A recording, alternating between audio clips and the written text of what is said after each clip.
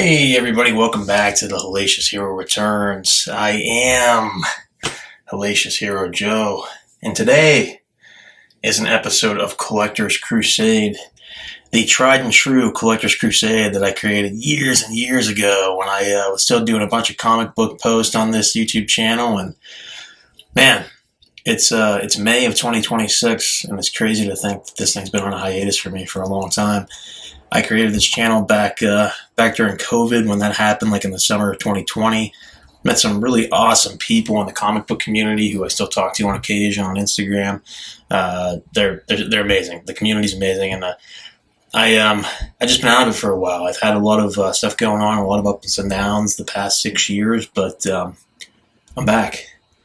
I'm back, and I'm excited. I'm ready to get back into comic book collecting and back into statue collecting, which is what today's about, statue and collectible collecting. So, as everybody knows, my favorite superhero or hero comic book character of all time is Batman. And this channel is probably going to be focusing heavily on that a lot for the upcoming episodes that are coming down the pipeline. I'm probably not going to be posting as regularly as I did before when I had this channel. I mean, I was doing like weekly streams with friends and stuff, and with Animation 05, and just it's probably not going to be back to that level of investment, so to speak. Just got a lot of different priorities and stuff going on right now. Like I said, ups and downs the last 6 years. Finally getting myself back in a place where I'm better established, have kind of a more stable place to record and stuff like that now, so I'm pumped, I'm excited. And let's dive right into today's episode. So, again, as I said, Batman's my fave. You guys have seen this knife before, I use it all the time. This is my Karambit, Smith & Wesson, camouflage Karambit, super cool knife. You know, I collect knives too, so, and guns and guitars, and you can probably see some of my guitars in the background here, over here, there's one over here. But up on that shelf here, you can't really see, but up in the corner, like beside this cow here, there's a space. I wonder what's going to go there. Let's see. I got an Amazon box right here. I'm going to crack it open. Give me a second. I'll pull out the box.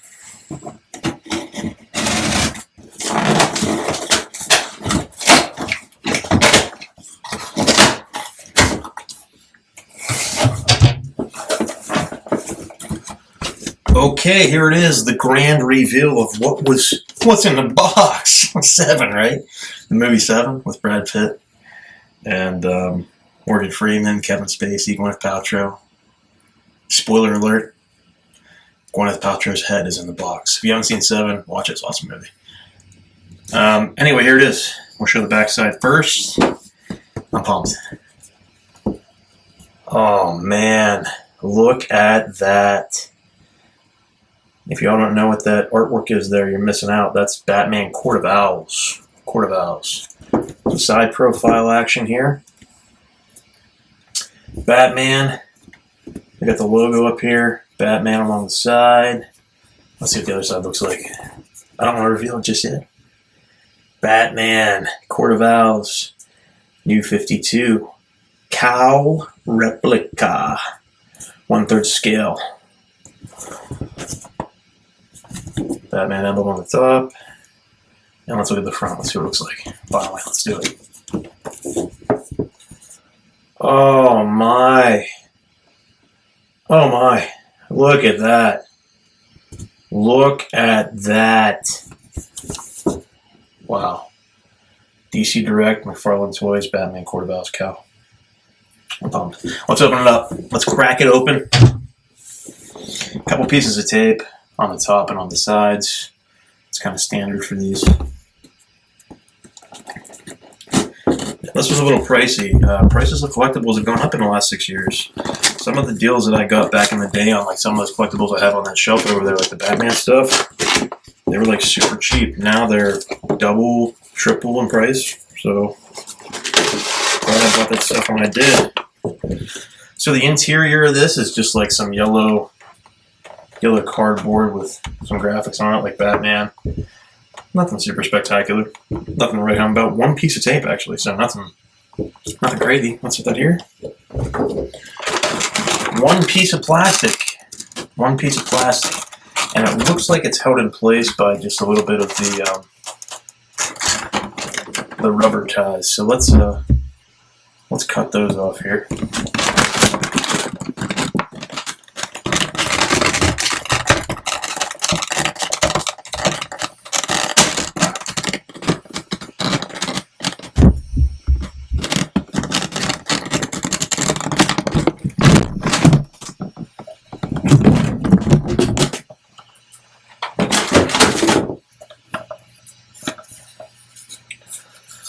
Okay, so now that I've got all of the ties removed, this is what it looks like. Batman Court of Owls. Now let's do like a little spin and show off here.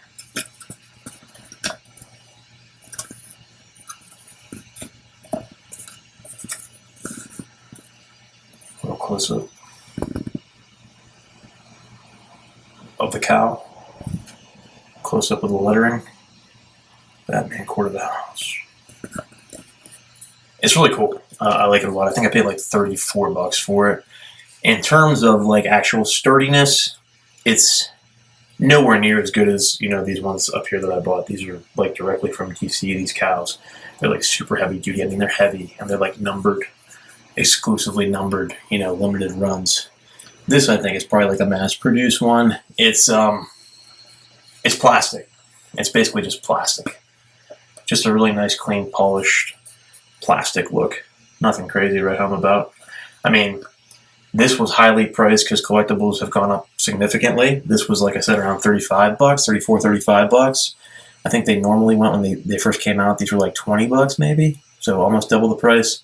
When I got those many, many years ago, like The Dark Knight Returns up there, Nightfall, Batman Arkham Asylum, and Rebirth, I think I paid like $80 or $90 a piece for those. And they're like $120, $150, $160 a piece now, so they've went up significantly, like I said, almost doubled. But this is a really cool piece to add to my collection. I think this is a 7-inch cowl.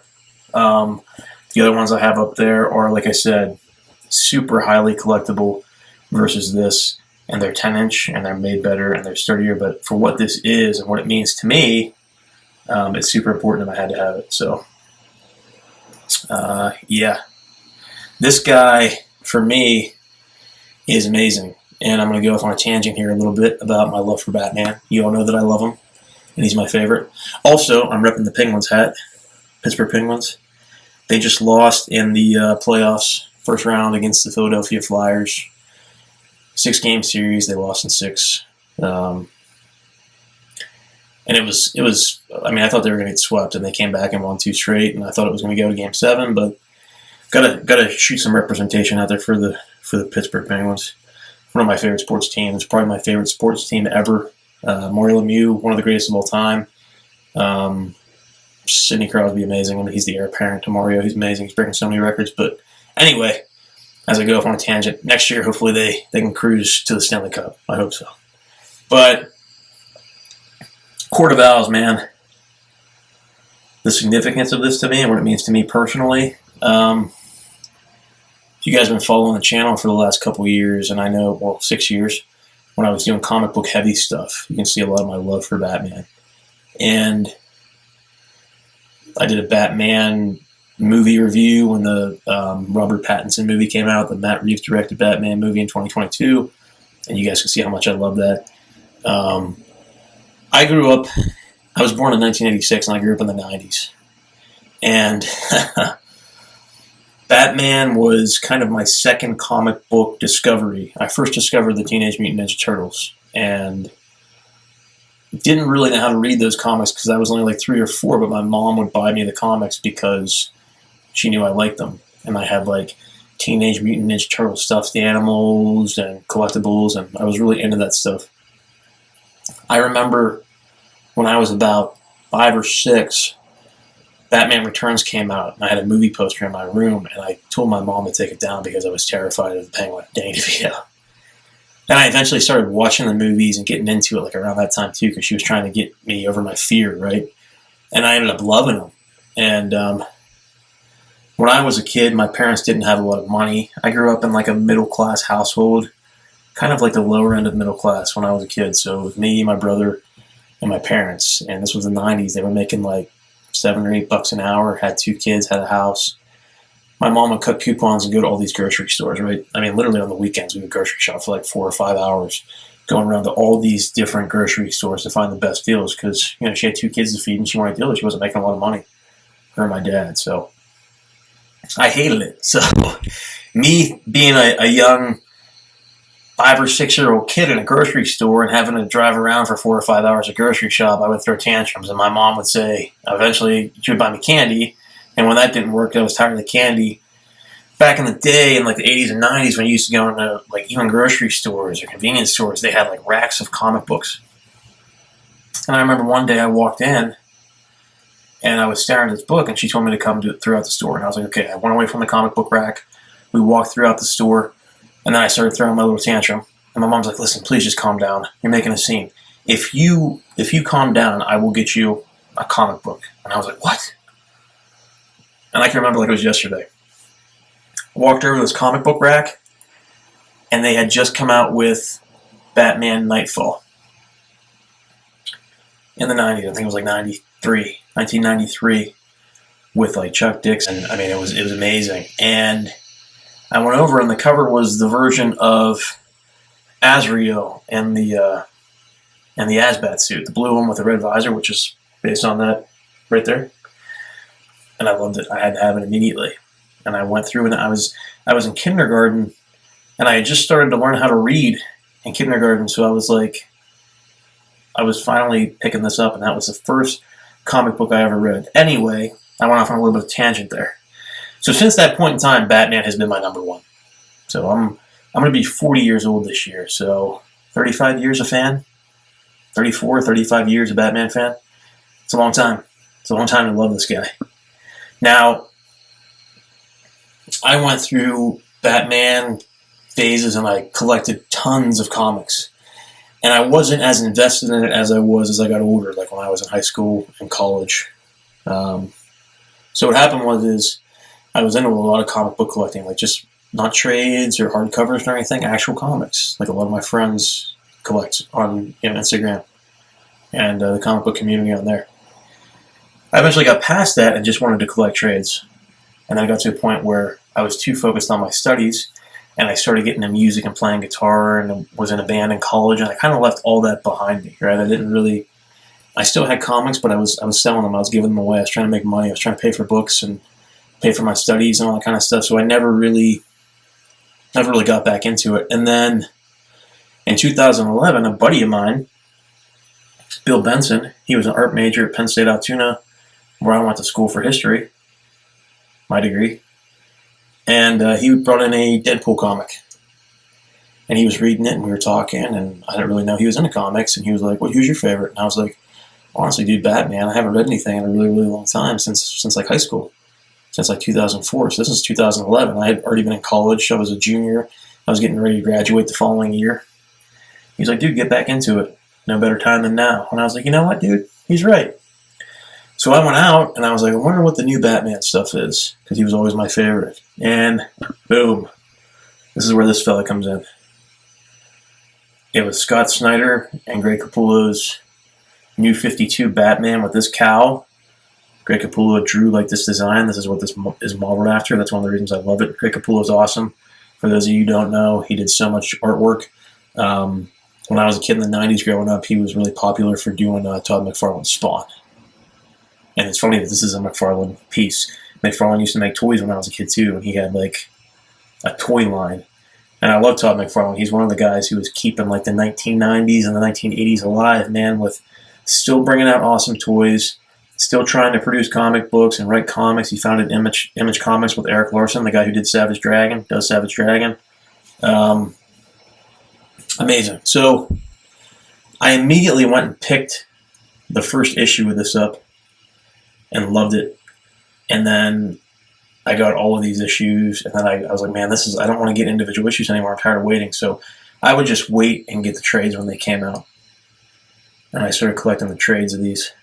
And man, this run got me back into comic books And when I was at, my apex there in like 2020, 21, 22, collecting, it was because of like Scott Snyder and Greg Capullo and those guys. And like I said, Greg Capullo, like, famous for Spawn, a hell of an artist. I love his artwork. It's one of my favorites of all time. Scott Snyder did a bunch of stuff with like American Vampire, and then he came to Batman. He's killing it with Batman. Like him joining DC, unbelievable. I grew up with a lot of the guys. When I first started really reading, like I said, it was like Chuck Dixon. And when I was a kid, it was like the Kelly Jones stuff and Ed Brubaker to a certain extent there. And after Ed Brubaker, like Grant Morrison and his stuff, Lee Bermejo and some of the artwork he did, and Jeff Loeb and Jim Lee with like Hush and Long Halloween and Dark Victory and those stories. And like I said, I mentioned Frank Miller, like The Dark Knight Returns, one of my favorite graphic novels based on Batman of all time. Year One, Neil Gaiman, Whatever Happened to the Cape Crusader. The list goes on. Like Jeff Johns, and his work with Batman. But this guy, I mean, and when I read Scott Snyder's stuff, and then after Scott was done, they had Tom King come in for Rebirth. And that run like started off real slow. I wasn't really a huge fan of it, but it ended up becoming really good. And then I really liked what Tom did. And after him was some of the guys. I think Joshua Williamson wrote like one story arc that was collected in 6 issues with the Abyss character, and then he got kicked out, and they brought in Chip Zdarsky, and his run's pretty good. Like I don't hate it. It's not my favorite, and then Matt Fraction with the new stuff he's doing. Matt Fraction did amazing work with Marvel with like Hawkeye back in the day, man, and his Batman stuff. His Batman stuff. I haven't read any yet, but I hear it's amazing because I'm waiting for the full hardcover trade to come out, hardcover edition. But modern day, I mean, if you were to take Batman authors, I mean, James Tynion too. James Tynion IV, his run on Batman was excellent. I loved it a lot. I loved Joker War and Fear State. They were amazing. But I mean, this guy, with Court of the Owls, he revolutionized Batman. I mean, he just made him amazing. In 0 Year, and even some of the spin-off stuff Scott Snyder has done, not just for Batman, but like within the DC Comics universe, he's done. I mean, Swamp Thing, Justice League, Superman, spin-offs of Batman, like All-Star Batman. Did the stuff with Batman Eternal and some of that stuff. The new Absolute Batman, which is ridiculous. Dark Knight's Metal, Dark Knight's Death Metal, Last Night on Earth. I mean, these things are absolutely stellar. And this is the Cowl from the New 52. And as a fan of Batman, I've always loved the black, like the midnight black cowl. It's more sinister to me. I think it's what Batman should look like. Nothing against the iconic blue and gray suit, and that's what they're going back to with Matt Fraction's version. I like it. I think it's cool. It looks awesome. Batman's my favorite hero, favorite comic book character of all time. So, yes, it's amazing. But nothing beats the black, in my opinion. I've said this before on this channel back in the day, I love the like 1990s versions of Batman, like the Kelly Jones stuff, where his ears are just like super accentuated. He's like overly muscular and looks like he could. I mean, he's like twice the size of Schwarzenegger and like Conan the Barbarian in the 1980s. Like, it's ridiculous, overly exaggerated the way he looks, but I love that look because that's what I grew up with. Some of my first exposure to the character, so it's always going to be my favorite. But this comes close. I mean, this is right behind Nightfall, that arc, and the stuff that they did after the fact. Grant Morrison, again, one of my favorites, with like the whole inclusion of Damian Wayne, his son as Robin, and like the Black Glove, and that's another amazing story, an amazing creation, another amazing Batman run. It's just phenomenal. I'm back. I'm back with my love for this character. This is going to go right up there in that space. Up there, the blank one. Right beside some of the other cows. And I'm super, super excited to put this up there and to be back talking about some of my favorite things. And as you guys know, like, Batman's head and shoulders above the rest of any comic book or any comic book character for me. And I love a lot of them. But if I had to pick one and I was on a desert island, like, you can only choose one. Who do you pick? And it's always going to be Bruce Wayne, Batman. In any variation. Number one will always probably be Nightfall, just because that was my first. But I'll tell you what, man, if they said, look, you can't have Nightfall, what's the other one? I don't know, this might be there. Court of the Owls might be, like, right there. Like, that's how far apart they are. That's space between my fingers. Amazing. Amazing. Absolutely amazing. But yeah, I'm glad to be back. Sorry it's been 6 years. And a 6-year wait. But it's exciting. I feel pretty good about it. Moving to a new place and got my stuff set up. You guys can see my comic books back there. I downsized a little bit because I just had too much stuff. I kept most of my comics, got rid of some of the other ones.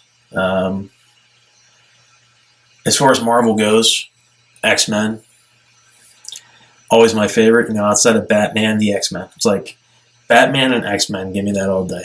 I love the Avengers too, and I like the Guardians of the Galaxy, and I like all the other Marvel stuff too. I like Daredevil a lot because he reminds me of Batman. But Wolverine, man. Wolverine's like my second favorite hero after Batman, and I'm pumped for like the new Wolverine game coming out for PlayStation 5. That's going to be awesome. I just got a PlayStation 5 not too long ago, so I'm pumped to play that game. It looks really good. I'm excited for a bunch of the movies coming out, like comic book movies we have coming out. Avengers Doomsday is coming out this year. I'm pumped for that.